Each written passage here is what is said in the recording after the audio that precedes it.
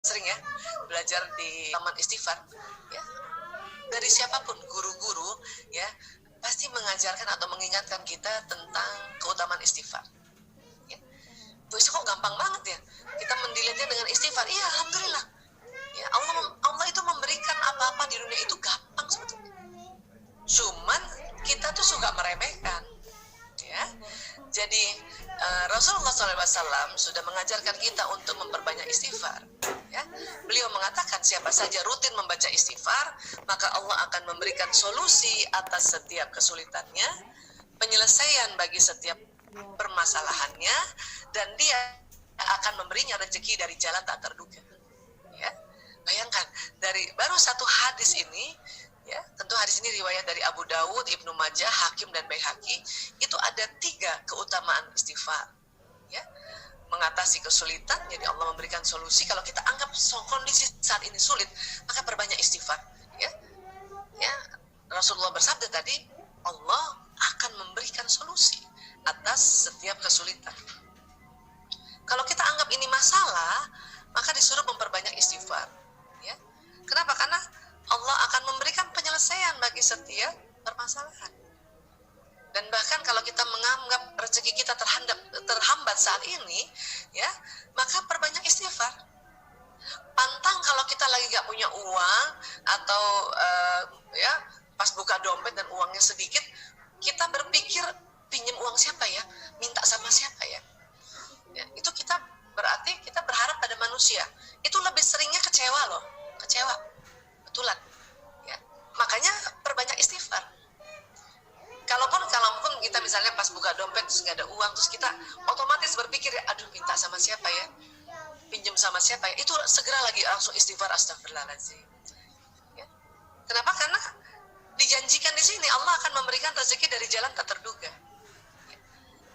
Saya berkali-kali bilang ya di dalam seminar bahwa pintu rezeki manusia itu banyak ya. Dikatakan ada 99 pintunya. Gaji itu baru 1 pintu. Ya. Kalau misalnya kita ibu-ibu bekerja nih, ya, entah bekerja di mana dan kemudian dapat gaji, itu baru 1 pintu. Oke. Masih ada 98 pintu yang lainnya. Kemudian gaji suami dan suami memberikan pada istri, itu pintu kedua. Ya, masih ada juga 97 pintu yang lainnya. Makanya kita buka dan diajarinnya dengan memperbanyak istighfar. Oke, saya yakin selama ini teman-teman ibu-ibu ya atau bapak ibu yang juga menyaksikan tayangan ini sudah memperbanyak istighfar, alhamdulillah. Ya. Coba kalau kita ya tidak memperbanyak istighfar, pasti dia tambah sulit, tambah masalah dan tambah nggak punya rezeki. Ya, cuman mungkin ini hanya kita merefresh lagi, mengingatkan lagi bahwa istighfar itu punya banyak keutamaan. Dan mungkin juga cara penyebutannya ya. Jadi kalimat-kalimat thayyibah atau kalimat-kalimat zikrullah ini ya, apabila kita lafazkan dalam hati secara sir atau dibatinkan, itu juga tetap jalan ya. Ini saya katakanlah saya ucapkan dalam hati istighfar ya. Nah, itu juga jalan di badan saya lewat sistem saraf ini. Astagfirullahaladzim, saya mohon ampun pada Allah yang maha agung dan maha tinggi. Itu jalan di badan, walaupun kita diam atau dibatinkan ya.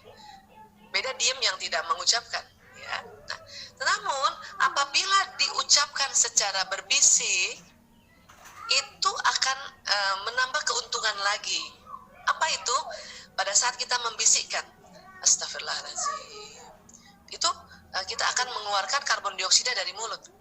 Astagfirullahaladzim ya. Dan juga bersamaan dengan energi-energi kepenatan, keletihan ya, energi yang negatif itu bisa keluar lewat karbon dioksida ini juga. Astagfirullahaladzim. Dan perhatikan, setelah kita mengeluarkan karbon dioksida, maka hidung akan menarik oksigen secara otomatis ya. Untuk itu makanya istighfarnya ini diminta untuk kasih waktu hidung tarik oksigen. Astagfirullahaladzim. Baru lagi, astagfirullahaladzim. Selama ini kita sudah istighfar, itu sudah bagus, cuman terlalu cepat.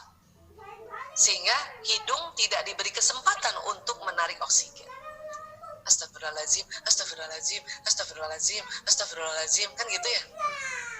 Itu ya tetap bermakna sebetulnya ya di dalam sistem saraf ini, tetapi oksigennya yang ditarik tetap kurang. Padahal kita butuh oksigen untuk nanti setelah ditarik oleh hidung ya secara otomatis loh, bukan dipaksain ya. Itu nanti akan terjadi pertukaran oksigen karbon dioksida di paru-paru dan kemudian nanti dibawa ke jantung, jantung memompa darah yang membawa oksigen dan nanti dia naik ke atas dan membuat otak kita ini ya diberikan oksigen dan nutrisi. Sehingga tadi apa yang kita makan dan minum tadi itu masuk ke otak kita dan ya insya Allah otak kita ini menjadi sehat dan tentunya juga bugar ya.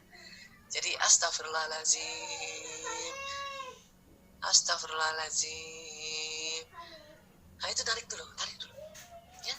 La ilaha illallah,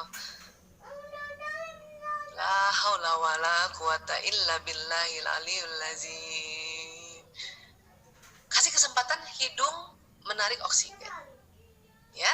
Nah ini, jadi ini kita refresh lagi dan kita tambah sedikit tentang ilmunya. Apabila kita melafazkan secara berbisik maka akan mengeluarkan karbon dioksida dan hidung akan menarik oksigen secara otomatis dalam jumlah yang banyak ya.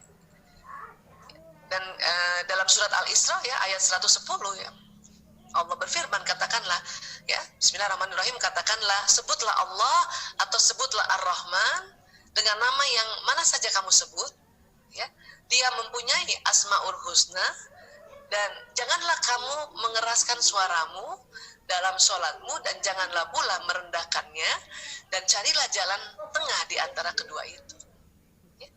Artinya kalau dalam satu ayat ini Allah juga menyebutkan tentang penyebutan namanya dalam asmaul husna dan juga mengatakan ya mengeraskan, kita dilarang untuk mengeraskan suara dan juga untuk terlalu rendah di dalam sholat. Berarti pada saat kita menyebutkan zikrullah juga kita diminta untuk hindari mengeraskan dan hindari juga merendahkan dalam artian nggak kedengaran sama sekali.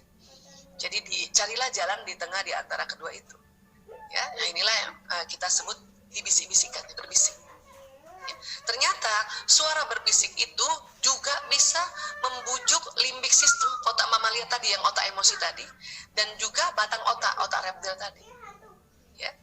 Itulah makanya di dalam sholat kita melafazkan kalimat yang ada di dalam sholat, kalimat doa ya, itu dengan cara membisikkan subhanallah, subhanallah, subhanallah, bismillahirrahmanirrahim, alhamdulillahirabbil alamin. Nah, itu diminta oleh Allah ya dalam Al-Isra ayat 110 ini, dan salah satu hikmahnya dari jutaan hikmah adalah suara membisik itu membujuk otak emosi kita.